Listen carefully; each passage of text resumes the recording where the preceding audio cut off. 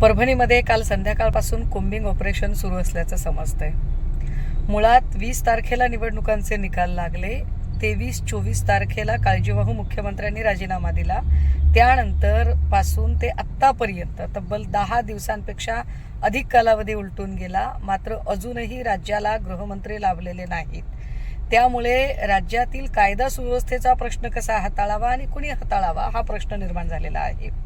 परभणी हा अत्यंत संवेदनशील एरिया आहे। सगळे आंबेडकरी चळवळीतल्या पॅन्थरांचं निवासस्थान परभणीमध्ये आहे। अशी परिस्थिती असताना आणि विश्वरत्न डॉक्टर बाबासाहेब आंबेडकरांच्या पुतळ्याजवळ संविधानाची प्रतिकृती उद्ध्वस्त केली जात असताना त्याची प्रतिक्रिया येणं अत्यंत सहज स्वाभाविक होतं।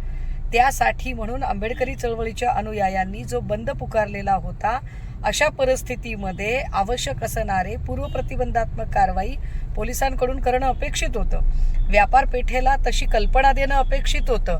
एकदा जर बंद पुकारला आहे तर व्यापार पेठेकडून सुद्धा त्या बंदला प्रतिसाद देणं अपेक्षित होतं। परंतु जेव्हा ती घटना घडली नाही किंवा त्या बंदला प्रतिसाद संमिश्र स्वरूपाचा किंवा काही लोकांनी त्याची दुकानं चालू ठेवली, त्यावेळेला संतप्त आंबेडकरी अनुयायांनी काही दुकानं बंद होण्यासाठी जी पावलं उचलली, अर्थात त्याचं समर्थन करता येत नाही, परंतु अशी घटना घडण्याला कारणीभूत ही इथली पोलीस व्यवस्था आहे, इथलं गृह खातं आहे।